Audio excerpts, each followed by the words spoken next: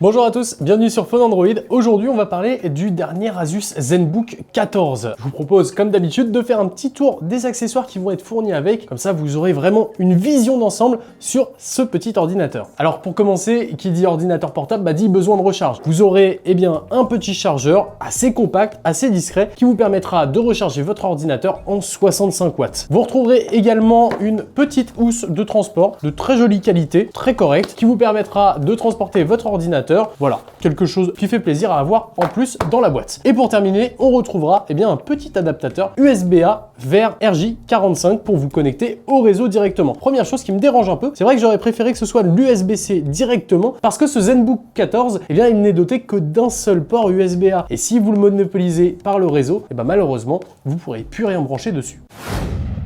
On va maintenant s'intéresser au laptop, au ZenBook 14 et on va commencer par le dessous. Je vous garde le plus intéressant pour la fin. Au dessous, on retrouve une première zone d'aération ici qui permettra d'éjecter l'air chaud qui sera absorbé directement par ce gros évent central et de part et d'autre de l'appareil, vous retrouverez ici et là des sorties de haut-parleurs pour écouter de la musique. Vous retrouverez pour finir des patins antidérapants qui permettront de garder votre appareil bien stable lorsque vous travaillez avec. Petit tour du propriétaire et on va commencer avec les ports. Alors ici, on a une sortie d'air, mais ici, on a notre fameux port USB-A où vous allez pouvoir brancher par exemple votre petit adaptateur vers RJ45. De l'autre côté de l'appareil, juste ici, on retrouvera un port HDMI qui vous permettra de vous connecter à un écran par exemple. On retrouvera un port mini jack 3.5 en TRRS qui vous permettra de brancher tout simplement un micro casque. Vous allez ensuite avoir deux ports USB-C que vous allez pouvoir utiliser soit pour le transfert de données, soit directement pour la recharge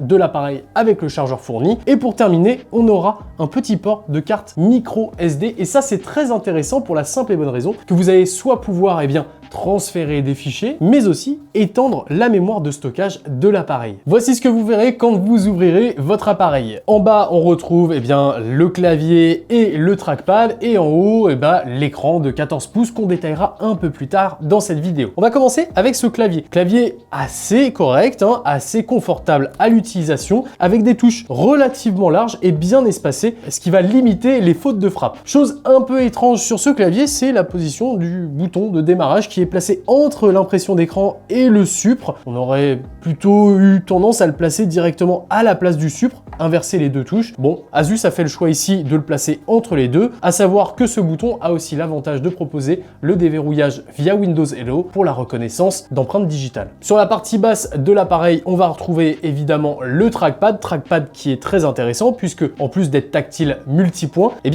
va avoir quelques petites fonctionnalités propres au ZenBook de chez Asus. En fait, en restant appuyé dans le coin supérieur droit, vous allez pouvoir activer un pavé numérique qui vous permettra de taper tous vos chiffres, de faire vos additions facilement. Mais ce n'est pas tout, puisque le bouton juste en haut à gauche de son côté vous permettra un raccourci très rapide vers la fonction calculatrice de votre ordinateur. Il suffira en fait de slider dessus pour que ça ouvre automatiquement la calculatrice et ensuite, vous n'avez plus qu'à faire vos petits calculs. Allez, je vous l'avais promis, on va parler de cet écran. Un écran qui, comme le nom du ZenBook 14 l'indique, est de 14 pouces. On aura une résolution de 2800 par 1800 pixels pour un format de dalle de 16 dixièmes. Vous avez vraiment un espace assez confortable pour travailler de façon générale. Et comme le fond d'écran de mon ordinateur le montre actuellement, vous avez ici une dalle OLED s'il vous plaît. Alors malheureusement, on fera ici l'impasse sur le tactile. Beaucoup de personnes aiment avoir un appareil qu'on peut retourner et transformer en mode tablette. Ce ne sera pas le cas ici. La dalle, c'est une dalle standard. Essayez d'appuyer dessus ne fonctionnera pas, mais par contre vous avez de l'OLED avec un taux de rafraîchissement mine de rien assez élevé puisque vous aurez du 90 Hz. 90 Hz c'est assez confortable puisque l'orientation très bureautique, très navigation web de ce produit vous permettra d'en profiter pleinement. On n'est pas sur un PC de jeu ou un PC à haute performance qui demanderait à avoir du 120, 144 voire 240 Hz. Ici pour traiter des documents ou naviguer un peu sur internet, voire même pour regarder un peu de contenu sur les plateformes forme de VOD,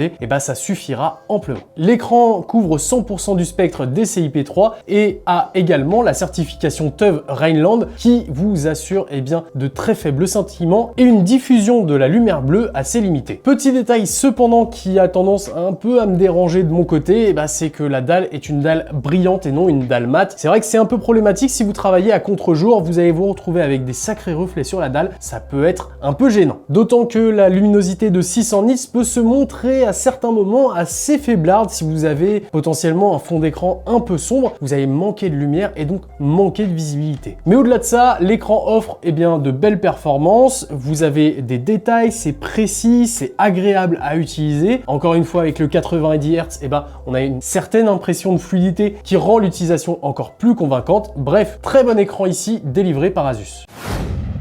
Au sommet de cet écran, on retrouvera juste ici une caméra, enfin une webcam de piètre qualité. On est là sur un capteur de 0,9 millions de pixels qui va offrir des clichés, que ce soit en haute ou en basse lumière, qui sont pas foufou. Heureusement, ça suffira amplement pour la visioconférence de base. Ne vous attendez pas non plus à avoir la meilleure qualité du marché. On n'est pas là sur une webcam Logitech à 200-300 €. Côté son, on retrouvera des haut-parleurs de chaque côté de l'appareil, signés Harman Kardon et certifié Dolby Atmos. Niveau son, ça offrira une très bonne qualité de façon générale. C'est assez rare que je le dise et que je trouve que les haut-parleurs d'un ordinateur soient corrects. Et pour le coup, cette fois-ci, c'est le cas. Très régulièrement, sur les précédents modèles Asus que j'ai pu tester, j'avais notifié le fait que ça avait tendance à grésiller, à saturer un peu à plein volume. Ici, ce n'est plus le cas, à croire que Asus m'a entendu et ça me fait plaisir. On se retrouve vraiment avec un équilibre des fréquences tout à fait acceptable. Alors certes, on n'est pas sur des grosses basses non plus, mais des basses tout à fait acceptables pour en profiter vraiment.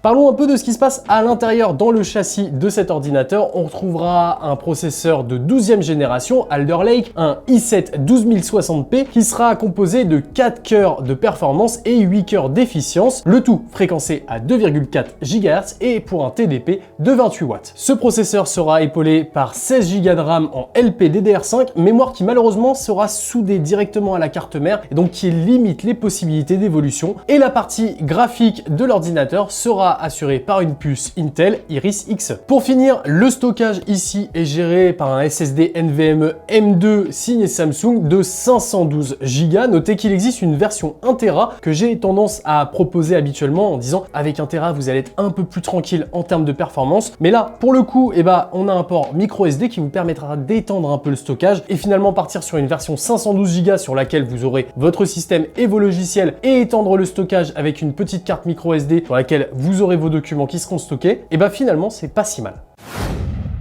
Au rang des connectivités offertes par cet appareil, vous avez évidemment le RJ45 avec le petit adaptateur fourni que je vous ai présenté en début de vidéo, mais vous pourrez aussi profiter de Wi-Fi 6E, la norme 802.11ax et également de Bluetooth 5.2 pour connecter vos casques et écouteurs par exemple. Ça c'est pour le côté fiche technique, mais alors qu'en est-il à l'utilisation? Évidemment, ne vous attendez pas à un PC qui sera capable de faire tourner les plus gros jeux AAA du marché. On est sur un appareil qui a pour orientation la bureautique, la navigation web, quelque chose d'assez standard. Alors, ça ne veut pas dire non plus qu'il faut mettre totalement de côté le jeu vidéo avec cet ordinateur. Vous pouvez jouer par exemple avec du cloud gaming ou du cloud computing. Mais au-delà de ça, les performances offertes par l'appareil en local sont assez appréciables. On pourra vraiment faire du multitâche de façon confortable sans avoir de ralentissement. Dans l'absolu, les performances proposées sont au rendez-vous et permettent de faire tourner n'importe quel logiciel. Évidemment, si vous commencez par contre à demander des grosses ressources graphiques, on va commencer à voir apparaître quelques petits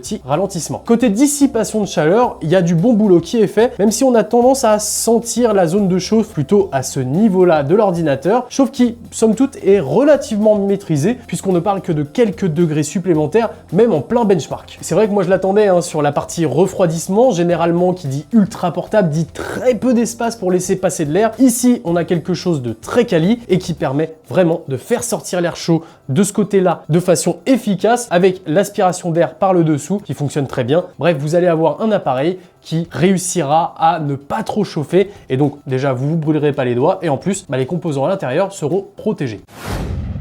Parlons un peu de l'autonomie de cette ultra portable. À l'intérieur, on retrouve un accumulateur de 75 Wh qui permettra de tenir sans trop de problèmes une grosse journée de travail. Avec une utilisation polyvalente mêlant VOD, traitement de texte, navigation web, tout ça, on a réussi à tenir quand même 9h30 d'utilisation, ce qui le place grosso modo dans la moyenne de la concurrence. Mais si tant est que vous arriviez à venir à bout de cette batterie, eh bien, il vous suffira d'utiliser votre chargeur 65 watts fourni qui, en l'espace d'une pause repas, une petite heure et quart, vous permettra de recharger votre appareil de 0 à 100%.